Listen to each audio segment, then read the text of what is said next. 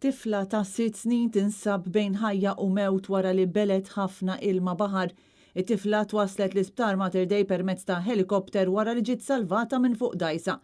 Skont il-ġurnal Times of Malta ċkejkna tinsab fit-taqsima tal-kura intensiva u ma kien irrapportat l-ebda titjib fil-kundizzjoni tagħha minn mindu daħlet l-isptar nhar il-Ħadd.